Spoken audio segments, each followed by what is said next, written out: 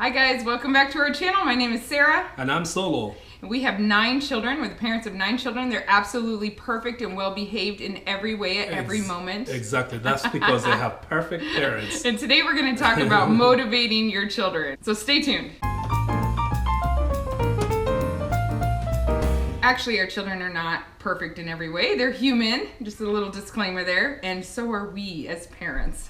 But we have learned a few things along the way that have helped us motivate our kids toward participating in the household, taking responsibility, and obeying. So that's what we want to talk to you guys about today. Our goal overall is not that our kids do the right thing at all times and act perfectly. It's not so much the behavior as much as it is the kind of people that they develop to become. The character and the internal well-being is what we're looking at here.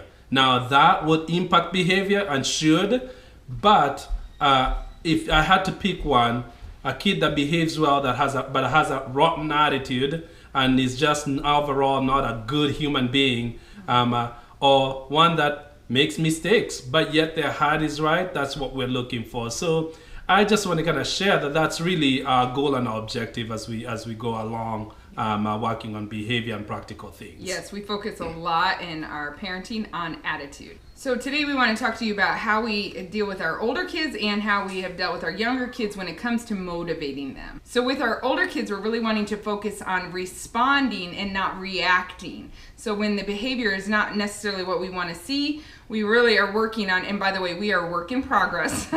We fail all the time, but our goal is to respond in this situation and not react. So practically speaking, that means time and preparation with the older kids. Talking about the issue that we are seeing that's not going well is the best way we've found to do this. We like to talk about the situation outside of this situation. So maybe if there's an area in our household that's not running the way we'd like it to, or that we think it needs to run, like say the zones, our chores, our kids' chores, maybe they're not following through, they're having to be reminded a lot, their attitudes are not right, that kind of thing. We're going to talk to them about it outside of the situation. So if it's all of them, we're going to bring them all together and we're going to have a conversation. When we meet, whether this could be just with an individual child or it could be all of them, depending on what we're dealing with here.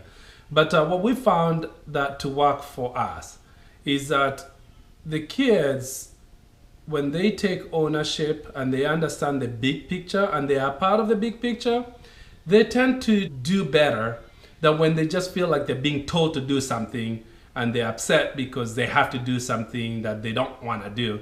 But when they understand the why we do it and then they are part of the big picture, they take ownership. And we find that they become more responsible. It's an issue of respect too for them as human beings, and they're growing up and their dignity. So when they are part of the game, not just taking orders, I think you tend to have the work done and done with a better attitude as well. Yeah, so we'll talk about why we all need to do our part in the household and how that makes it run better if we're using chores, for example. So the next thing we do is we talk about consequences and rewards. So consequences it's really your choice. If you're going to follow through with what you know are the expectations, then you're going to have the reward. If you're not going to, you're going to have the consequence. And so we like to make those things kind of go along as much as we can with the problem that we're having. So maybe if they're not getting their work done, one consequence could be maybe if they're being real lazy about it or something, not doing a good job. Maybe they need extra work if they're not getting it done because they need more practice, right? Or that kind of thing. Or if they have worked hard, we're going to go do something fun together when we all get our work done, or we're going to have the whole afternoons off, or whatever.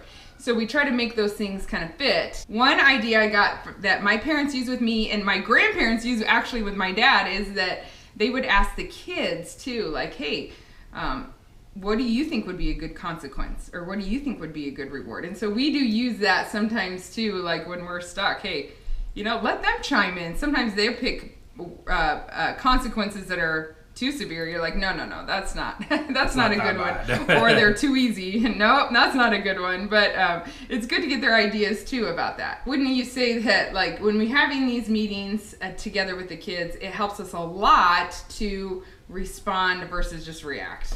Absolutely. And let me just clarify though, the meetings really do happen. Oftentimes it's when you're regrouping and stuff. It's not like something we do all the time. It's just we do realize as we go through the process, there are times that you need it. It's just like any other thing that you might want to do. Sometimes you lose focus, and that sometimes it's just as simple as that.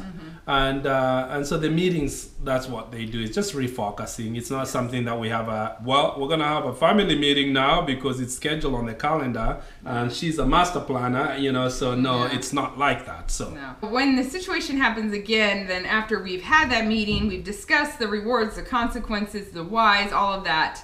Then we come into it calmer when we see it not happening because we already have talked about ahead of time. Everybody's agreed about, well, this is a consequence, so sorry, but this is what's going to happen now. So it just helps us a lot in our parenting, and it helps the kids too. And the rewards, they help the kids a lot. Praise helps the kids a lot. So we try to focus on that a lot when we see them doing it right, especially after we've had that meeting, that discussion. It works way better. Next, we want to talk about younger kids and how we motivate them. And for younger kids, it's really all about preparation and practice. We found that with little kids, oftentimes preparation and practice really go a long way.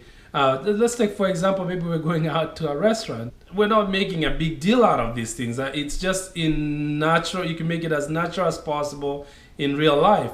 In the car on our way to the restaurant, we'll just bring it up and just talk about it, and then they process it and they talk back. And so as simple as that, and they tend to do better. And then when we are done, we kind of do an evaluation, after, we'll talk about it, and we will be sure to point out the great things that they did, compliment, reinforce the good behavior to motivate them and to keep them motivated. And then we talk about maybe things that they could do different next time. So not pointing out the worst, but identifying the great things that they are doing and constantly reinforcing that. The kids will be more motivated about something that they are confident they can do it right.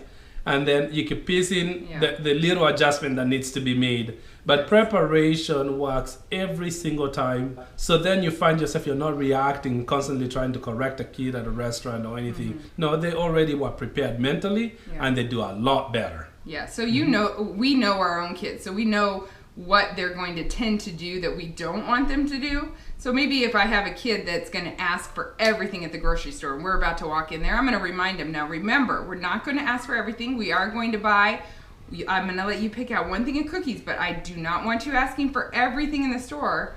That's the kind of preparation we're talking about. We prepare them before, knowing our child, knowing what their weaknesses are. We've had so much success. I would say it's effective 90% of the time at least. With the little ones, for sure. Yeah, even the older ones, we prepare them too. Some of them. Well, and the reason I probably say the little ones, because the little ones would be the ones that would cause you the biggest embarrassment. Yeah. But yet they're the simplest one. Yeah. Because I think, in my opinion, it comes down to... When they know the expectations. Yeah, and it's not... And to me, when you're doing the expectation, I think sometimes the mistake that I found myself doing every once in a while is when I come with a stunning or rule-oriented approach to this. I mean...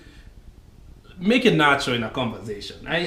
Don't make a big deal out of it. Just having a regular conversation and talking it out so that the kids are hearing, not just hearing you audibly, but they're hearing maybe the content of what's coming in out of your heart, not just what's coming out of your mouth. And so I think that's helped me as a parent. If I catch myself where I am trying to kind of throw down standing orders, I actually will regroup, take a step back, and make it just as natural as possible, and just have a decent conversation in preparation. Have fun with it. Have fun with it. Yeah. And you could even do a practice, a dry run, and just as a reinforcing so that you are on the same page. Yeah. So let me talk about that for a second. Practicing is something we've used with little kids when our routine is not, like if there's a home routine that's not going well consistently. I remember once we used it for bedtime and it made all the difference because we were struggling at bedtime. struggling, like, oh, I don't like how bedtime is going. These kids keep coming out of their room or whatever. It's taking forever. Or if we have a huge situation that we're going into that we've not done before or had not done for a long time, we'll use practicing. So for the bedtime one, we took a time during the day, totally not near bedtime at all, and we told them, you know what, our bedtime routine, this is how it's going to go. How do we do it? Let's practice. And so we talked about how we're going to quickly do this, and then do this, and we're going to move through these steps fast. And we had them practice. So they pretend to brush their teeth, all these things. They think it is hilarious. They think it's so much fun. And I'll tell you, it sped up bedtime a lot for us. And then also we practice them. Once you go to bed, you make sure all these things are done so that you don't have to come out. And so we practice and they pretend like they're getting in bed. We're doing this in the living room, right? And so it's all pretend, make believe. And they loved it, and it made a huge difference. Before we took them to Kenya, we practiced with all our kids the airplane and how the flight attendants will come and offer them things and how we're going to sit still for a long time. It made a huge difference. So we played airplane to prepare them. We had chairs all over our living room, and they're pretending they're flying. Yeah, and we were the flight attendants, and we just had a lot of fun with it, and it made a huge difference. So that might be something you could take away if you are struggling with a routine, or you have a big event coming up, or they're consistently not doing good at something. You could practice that in a time outside of that time, and it can go a long way, especially with young ones. So that's all we have for now, and we'll take questions, I guess, and I would be happy to answer some questions that people might have. Again, we're not coming from it as an expert standpoint. We're just wanting to share with you what's worked for us and the mistakes we make and how we make the changes when we notice them. Yeah, thank you guys for watching today, and we'll talk to you soon. Bye.